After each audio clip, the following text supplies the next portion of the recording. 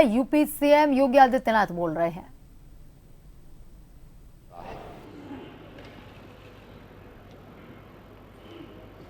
हो सकता है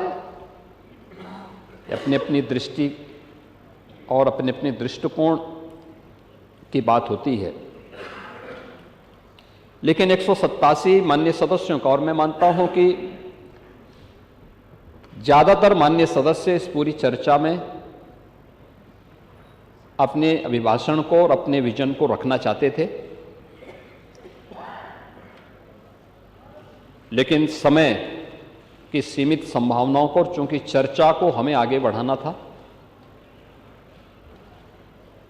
अभी हमें इससे संबंधित जो व्यापक रणनीति आगे बनानी है और समाज से जुड़े हुए सभी स्टेक होल्डर्स के पास हम जाएंगे, उन सब से चर्चा परिचर्चा करने के बाद एक विस्तृत चर्चा के लिए और अलग अलग सेक्टर वाइज जिन मुद्दों पर आज हम चर्चा करने जा रहे हैं, इसको लेकर के फिर हम लोग फिर सदन में आना चाहेंगे कि वास्तव में ये कल्पना से परे है कि सदस्य रुचि लें और इस महत्वपूर्ण चर्चा में भाग लें, लेकिन ये उन लोगों की आंखों को खोलने वाला है जो विधायिका पर और सदस्यों के आचरण पर उंगली उठाते हैं कि नहीं, प्रदेश के लिए या देश के लिए जब भी आवश्यकता पड़ेगी हम सभी अपना योगदान देंगे। इस चर्चा ने पिछले 24 घंटे के अंदर ये साबित किया है, इसलिए मैं भाग लेने वाले और इसमें श्रोता के रूप में भी बने हुए सभी मान्य सदस्यों का और विशेष रूप से नेता विरोधी दल का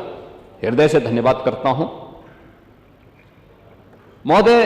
उत्तर प्रदेश की जब हम बात करते हैं तो उत्तर प्रदेश केवल देश की एक सबसे बड़ी आबादी का राज्य ही नहीं है, यह भारत की आध्यात्मिक और सांस्कृतिक विरासत का प्रतिनिधित्व करने वाली देश की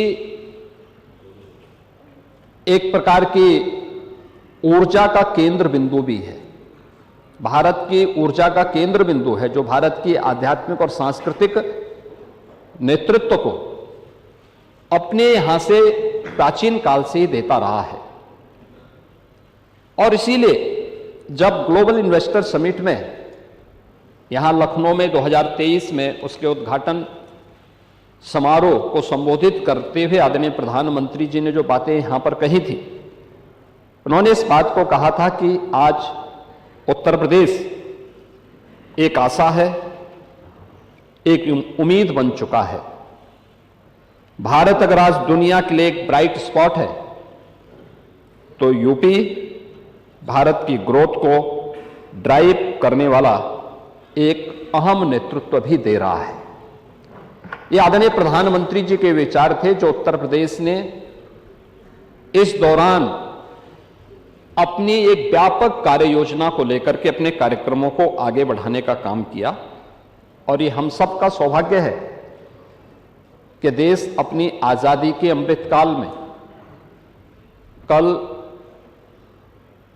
देश का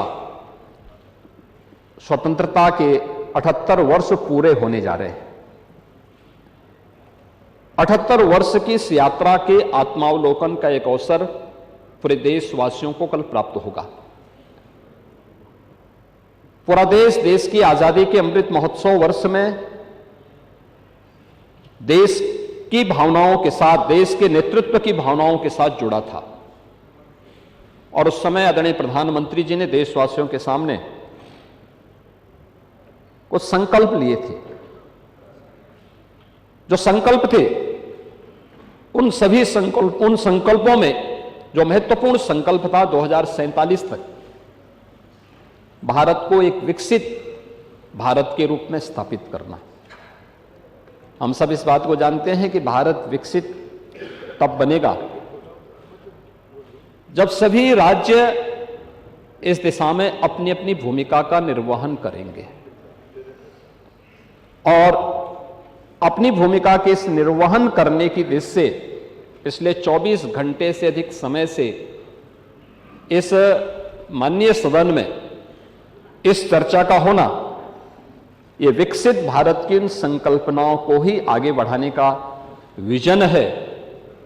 दृष्टि जितनी जितनी होगी वह उतना ही बोलेगा, और उन स्थितियों में जब यहां पर हम चर्चा करेंगे तो मैं माननीय सदस्यों के द्वारा जो मुद्दे उठाए गए थे उन मुद्दों पर भी बोलने का प्रयास करूंगा। लेकिन मुख्य रूप से अगर हम देखेंगे कि यहां पे जो चर्चा हुई, मुझे बहुत अच्छा लगा, क्योंकि मैं कई अवसर पर इस पूरी 24 घंटे की चर्चा का हिस्सा बना रहा हूं और मैंने इस बात को देखा है कि सभी माननीय सदस्य, वह सत्ता पक्ष के हों, विपक्ष के हों या अन्य जो भी माननीय सदस्य थे, सभी लोगों ने इस पूरी चर्चा में रुचि ली। कुछ सदस्यों ने रात भर जग करके भी इस चर्चा को और गंभीरता प्रदान की और इस पूरी चर्चा का भाग लेकर के इस पूरी चर्चा की ओर देश का ध्यान भी आकर्षित किया है। भारत विकसित होगा, क्या उत्तर प्रदेश को इस विकसित भारत में अपना योगदान नहीं देना चाहिए? क्या उत्तर प्रदेश विकसित नहीं होना चाहिए? देश की प्रति व्यक्ति आय अधिक हो, क्या उत्तर प्रदेश की प्रति व्यक्ति आय अधिक नहीं होनी चाहिए? देश में खुशहाली हो तो देश के सबसे